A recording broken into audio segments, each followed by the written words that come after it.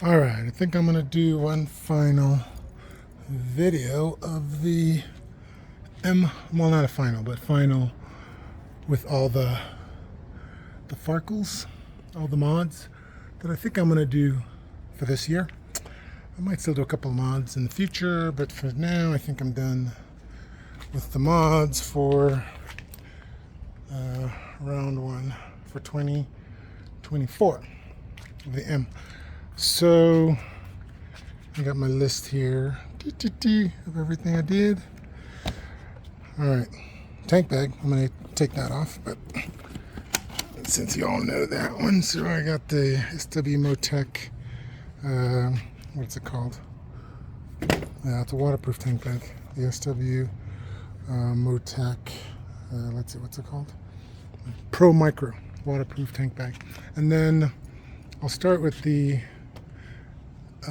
update, most recent major update, since I got some of the other ones in the other video, but it's the handlebars. So you can see the handlebar setup that I have on here now. So I got rid of the regular handlebar that comes down here, and then I got the flat bar with the 3.5-inch pivoting rocks riser, so that pivots back and forth.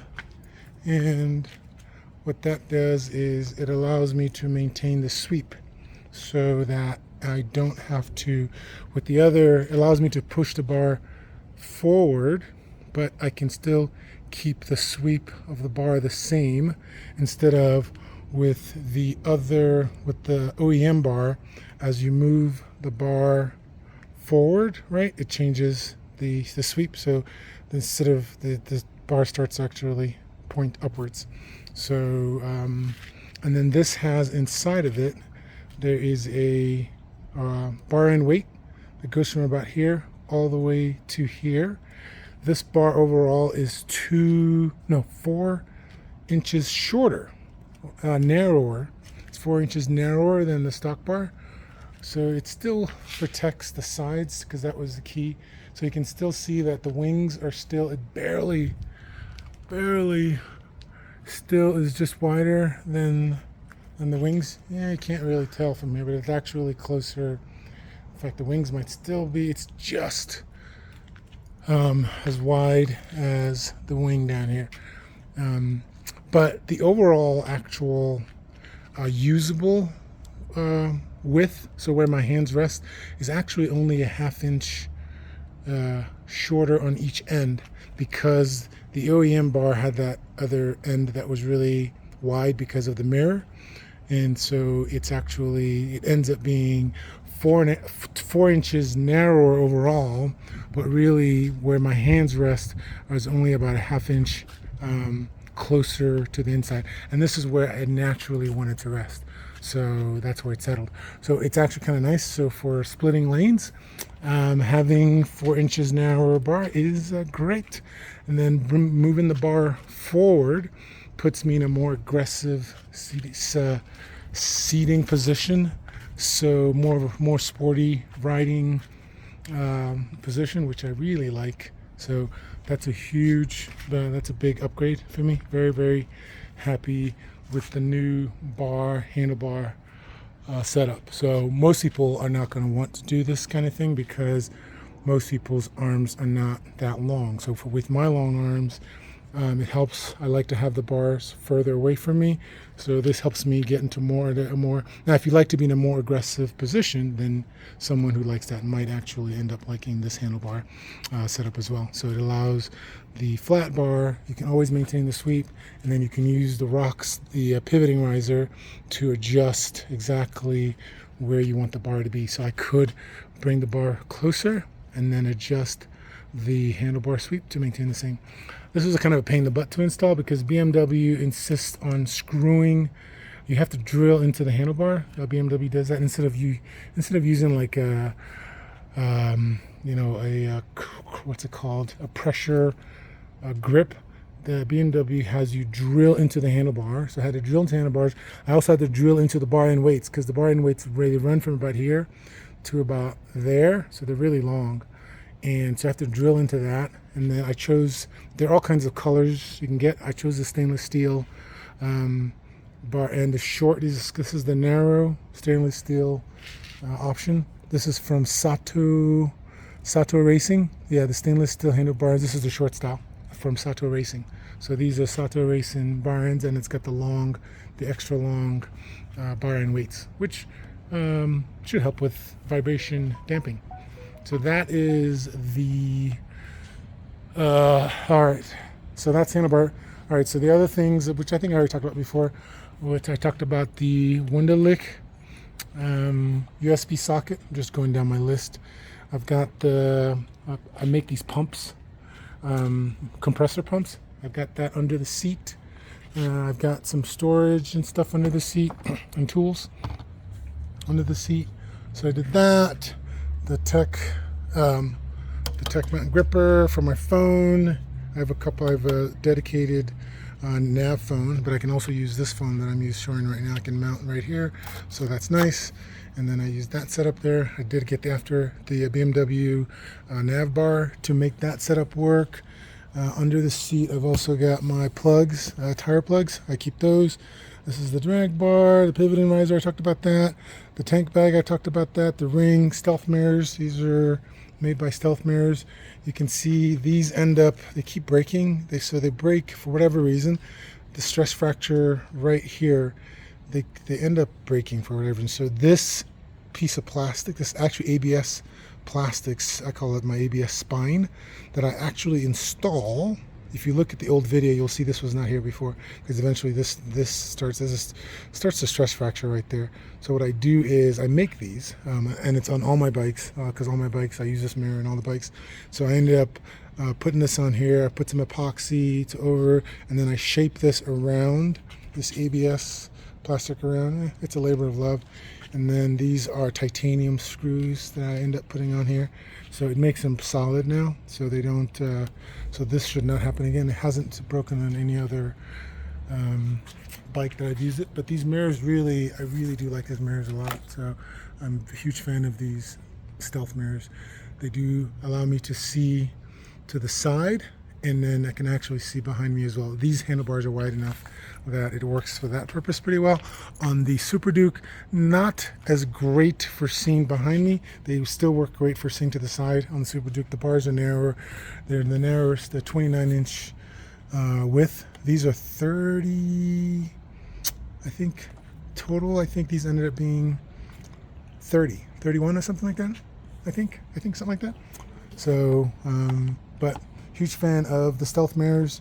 The seat, I did end up, I'm going to have these changed again, but I had bitchin' stitching here in Denver, modify the seat so you can see it doesn't have that big slope that the OEM seat has, which it goes all the way down here. So this adds about 2.5 inches here, but I'm going to still take this back to bitchin' stitching because I actually want this to slope down a bit more, maybe take an inch off the front here, I think.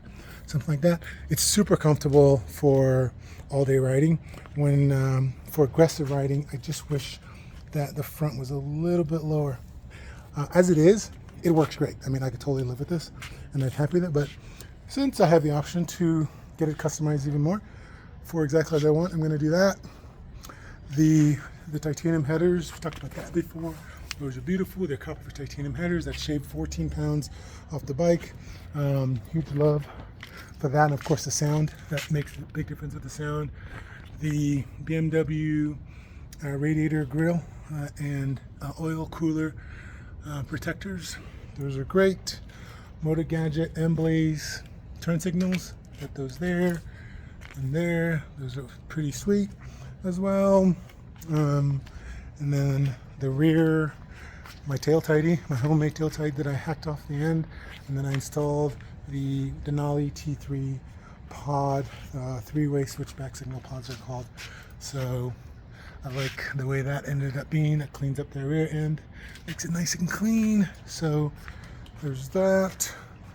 The mirror mounts. You have to get the mirror mounts in order to install these mirrors, right? I have to get the mirror mounts because these came with the bar end mirrors. So you have to buy these mirror mounts on Amazon. They're cheap. And then the, let's see, oh, fuse box, that's under the seat over here. I think I'll take the seat off and show that here shortly. The fuel tank I have in here. I can't open that. I think you have to start, do I have to start the bike?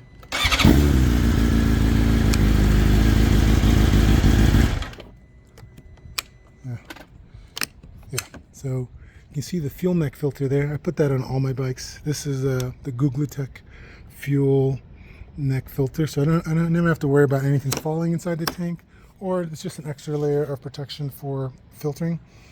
I already talked about the Sato Racing bar end, handlebar ends, and then tank grips, Stump clear tank grips. I'm a huge fan of Stump, of just tank grips. That makes such a big difference to me. I don't know how people don't ride with that. The Alpha Racing chain adjusters, those are pretty sweet. I got those mainly so that I can use my pit bull stand, so I don't have to go buy BMW's special stand. But I've also liked the ease of adjusting the chain, having that dial there. I can see it's 25 on this side, 25 on that side, so that makes it easy to adjust. And I like the way they look. The blue goes with the other blue, I think. You know, there are two blues on here. You see there's a dark blue and then there's a lighter blue. So that lighter blue, actually, I think it goes with the lighter blue on the bike. So I like the Alpha Racing. I already talked about the GPS nav bar. I got that. The TST license plate plug delete, because when you remove the license plate, there's the light for the license plate. So you buy this TST plug that removes that. I got the GPS mount, this blue one, that blue thing. I got that from AliExpress, so from China, some Chinese thing. Of course, the BT Moto Stage Tune, I did that one.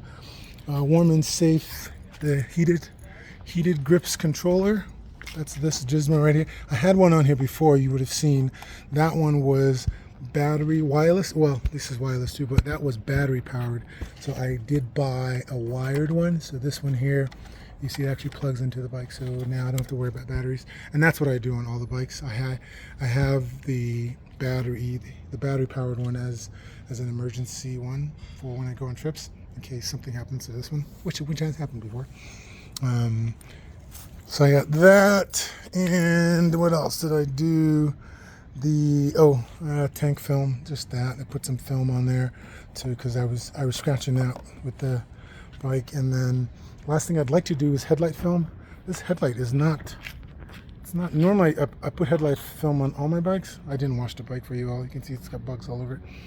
And this shape right here, it's not really conducive to headlight. And then also the way the headlight's recessed, it's hard to get there to do a headlight film. I got to figure out I got to remove this whole front end so I can just get to the lens, and then I can do the headlight film. I still would like to do that, and I probably will eventually do that as well. So I think that's it for the list. Things that I might do in the future, probably next year, unless I get a bunch of money and I'm sitting around and I get extra cash to burn. I'll probably end up,